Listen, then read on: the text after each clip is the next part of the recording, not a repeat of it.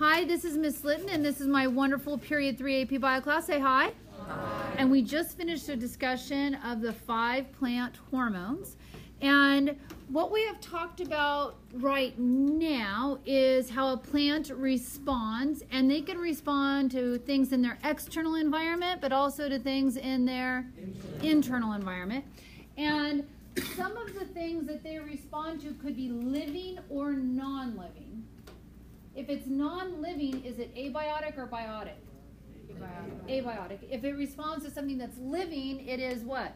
A biotic factor. What would light be considered? Abiotic or biotic? Abiotic. But what if some herbivore is nibbling on you? That would be a biotic factor. So plants also can respond, besides using hormones in that way, okay, though I will give you an exception to that, they have plant defenses. Things like bark helps protect, because right underneath the bark on a eudicote, your phloem's to the outside, and what's in your phloem? Sugars. Do you think organisms would want those sugars? Yes. Okay. And you have xylem to the interior, water, so they have to protect themselves, protect from the nutrients that they've made. So plant defenses can either be physical or they could be chemical. Physical would be like a structure. What is some physical structure a rose bush has to protect itself? Thorns. That's a physical structure. You could have something else like trichomes with poisons or stinging hairs. That's a physical structure. Cactus have little spines that protect themselves. But they can also have a chemical response. And you could actually, still relating back to hormones, it's not a hormone of the plant, but if some bug is eating it, it could actually generate a hormone. Let's say the larval stage of an insect eats it. They can generate a hormone that is similar to the insect's hormones, which makes it, what do you call it when they go through their different stages? They form a what? A cocoon. It can make it move to its next stage in development a little early. So, yes, it'll stop it from eating it. Like if the adult stage doesn't eat it. Okay? So that's how a plant can hijack the chemical control of another organism. Okay? But they can also protect themselves similar to our own immune system using chemicals. When a pathogen comes and starts to infect a plant, and this is detected, there's a little receptor here for this pathogen. This starts a what? Signal transduction pathway. And what ultimately gets formed is a protein response, a signal that it can secrete throughout its entire body. And as a result of this, they're sensitive to it, and they can warn all the rest of the plant, and in some cases even neighboring plants, to protect themselves from this pathogen. Now this is a simplified version of it. Here's a little bit more detail. Okay, so you start with this wounded leaf. Okay, this wounded leaf does just what I showed you in the previous picture.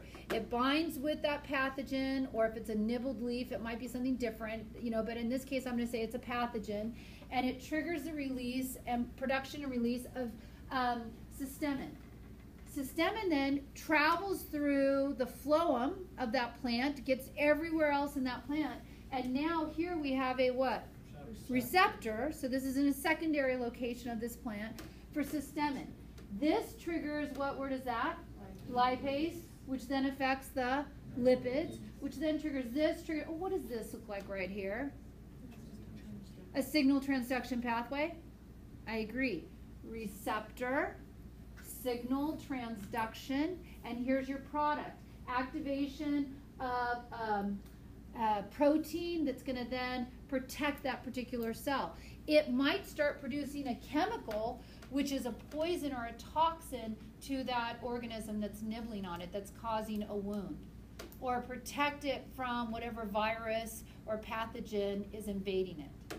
Okay, so receptor, transduction, and response. Okay, but like I said before, there are other ways to defend themselves. So this is a poorly drawn plant. Okay, it could have a direct defense like we just talked about, or it could have an indirect defense. the enemy of my enemy is my friend. So how about I release a chemical that attracts his enemy and let him eat him? I might even attract the enemy and give him some food or some protection so that he will hang out and be near me. In this case, it's attracting a predator of this larval, okay, in order to make it eat it, right? Isn't that awesome?